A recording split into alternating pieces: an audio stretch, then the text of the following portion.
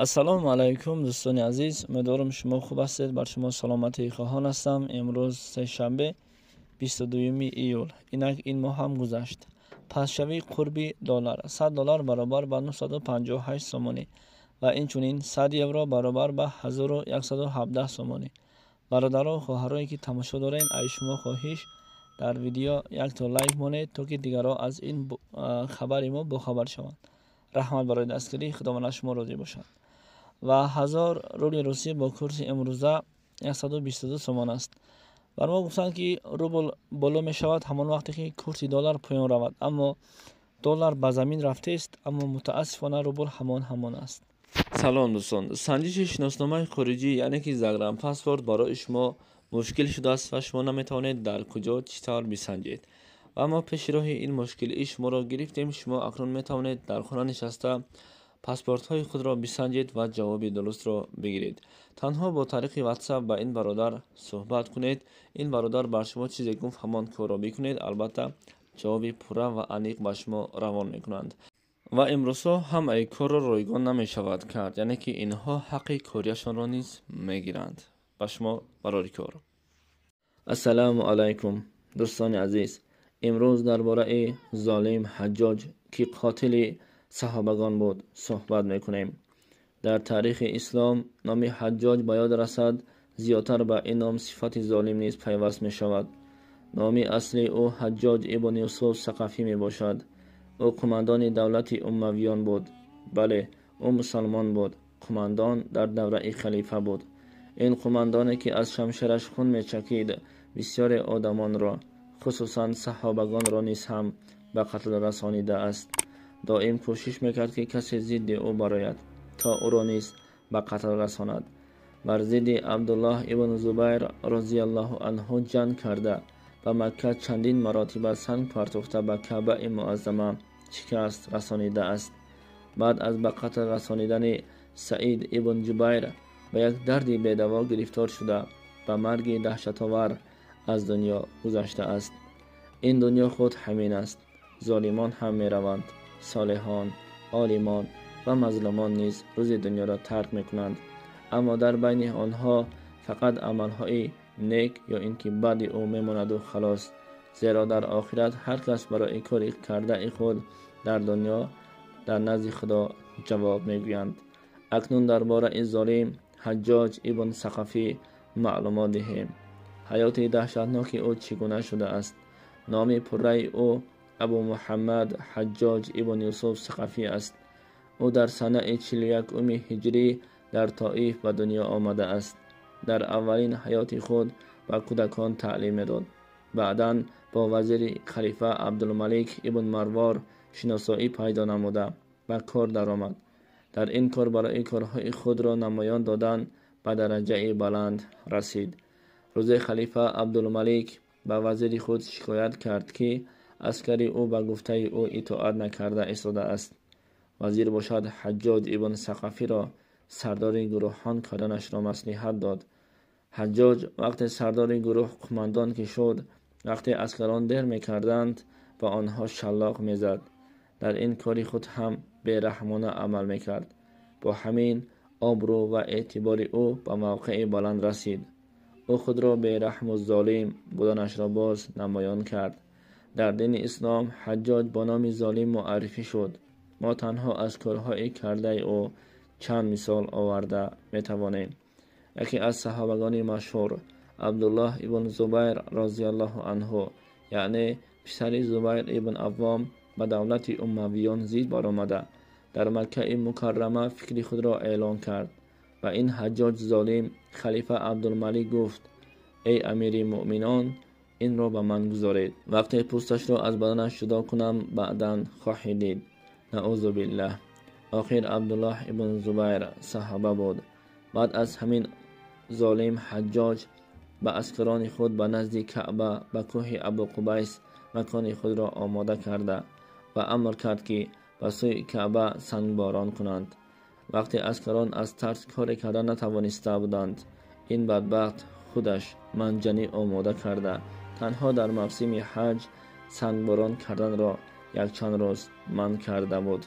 عبدالله ابن زبیر رضی الله عنه وقتی در حالت وزمین افتاده بودند مجبور شد تا از کعبه برآمده ضد این ظالم حمله کند. عسکران ظالم نتوانست ضد عبدالله ابن زبیر برآیند. حجاج وقتی این حال را دید که کسی جنگ نمی کند اول خودش به صف پیش گذاشته جنگ را آغاز کرد. در این فتنه کلان عبدالله ابن زبیر به قتل رسانیده شد. این ظالم بدبخت حجاج ابن ثقفی جسد صحابه را آویخت. ولی این کارها در تاریخ ما به صحیفه خونالود ذکر شده است. حجاج بعداً به مدینه منوره هجوم کرده بسیار صحابگان را عذاب داد. امام ترمذی میگوید این ظالم حجاج که آدمان را زندانی کرده بود حجم آنها تقریباً به 20,000 نفر رسیده بود گفته خبر داده بودند. البته عاقبت چنین ظالمان به خوبی به آخر نمی رسد. عاقبت این ظالم حجاج نیز به خوبی به پایان نرسید.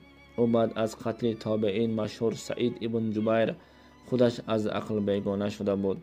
هر وقت به خواب او سعید ابن جبیر در آمده می گفت دشمن خدا چرا من را قتل کردی؟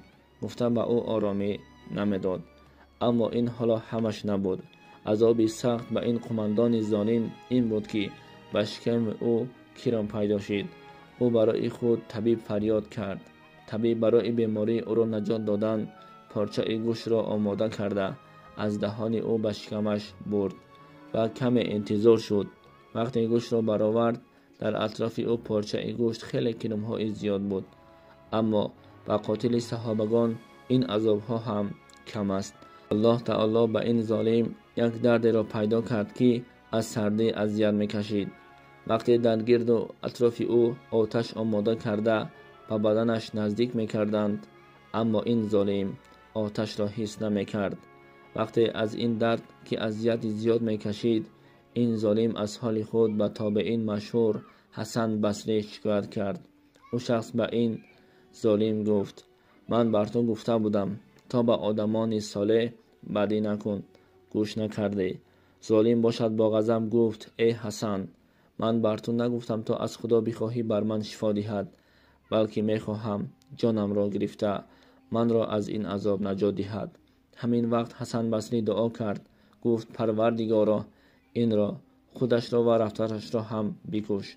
ظالم حجاج در حالت مذکور 15 روز خواب کرده بعداً از داخل شکم کرم‌ها او را خورده بیرون برآمدند آغاز کردند. این حادثه در شهر واسط در سنه 95 هجری صادر شده است.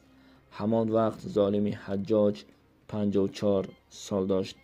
این بود عاقبت و آخرت و مرگ دهشتناک ظالم حجاج. دوستان عزیز چنین قصه ها چنین نوارها چنین سخنهای تربیوی و تاریخی حالا زیاد است. به صحیفه ما خوش آمدید. آبونه شدن را فراموش نکنید. یک زنه خود بزنه، دو زنه صاحب زنه، پنج زنه سه زنه، رحمت به مردی چهار زنه. سوره نساء آیت 3. تکشتا برادرها برای گویم که خودمستی نه به خاطر اونه که یک بیوزن توجیک صاحب شوهر میشه. افغان آمده 2 زنی توجیک داره، خیتایی 2 زنی توجیک داره، ترک 2 زنی توجیک داره در توجیکستان. من خودم دیدم با چشمم. ننگ ناموس ما مردکای توجیک هایی که ده تایی سه تایی چهار تایی تایی قنات کنیم او روی ملت نسل توجیک زیاد کنیم. توجیکستان با پیش. هرچی که باعث عصب ویران کنید میشوه گفتی مردم ایران که ویلش کن. اگر چی لباس های پوشیده نمیفورد عصبت ویران های عصبت خراب کرده سای ویلش کن. پرتوش قیمتش هر چند کی باشه. اگر چی خیشت که دت معقول نیست گپت میکنه گپچت میکنه ای قفاد میزنه نره خونش به اون میمری. ای گشنگی کسی نمرده گفتی مردم غرم که ها ششکی مردم شرینه باید بریم بخریم یکی نخرش تلخی خونه اخته بخره محتاج خیش تواری اینه میروزه به مهر خطا نکه. اگر چی دوست داشته تای تا جای اومد رسید که دیل تزد دیل تگریف بمونش بروه. همه آزاد ماندن یک نفر امتحانی بدی برای او. اگر که دوست بود را سخت‌ترین از او براش میاد که هویش میتی به حال خودش میگذارید. اگر چی دگانتای جورتای خشتای تبورتای هر چی که بویسی اصلا ویران کنید میشه و ایمه تجربه دار یک نصیحت آزادش بگذار. بری را همگی دایره کدمان بچی رقص ای رقص یا کدمان میاره بچه بچه رقص دایره شب ای بچه کدمان میاره رقص ها را بته چوبخ کنه چوبخش که ای خالای توی دور کدمان نیست یا کدمان میار چوبخ که رقص ها گرد گردم رقص ها را گرده رقص میکنی بی انصافی نکن و قلب من به احترامی نکن و غیر من به احترامی نکن بی انصافی نکن و قلب من به. سلام دوستان، سنجش شناسنامه خارجی یعنی که زگرم پاسپورت برای شما مشکل شده است و شما نمیتوانید در کجا چطور بسنجید. و ما پیش راه این مشکل شما را گرفتیم. شما اکنون میتوانید در خانه نشسته پاسپورت های خود را بسنجید و جواب درست را بگیرید. تنها با طریق واتساپ با این برادر صحبت کنید. این برادر بر شما چیزی گفت همان کار را بکنید. البته جواب پوره و عمیق به شما روان میکنند. و امروزها هم ای کار را رایگان نمی شود کرد، یعنی که اینها حق کاریشان را نیز میگیرند. به شما برای کار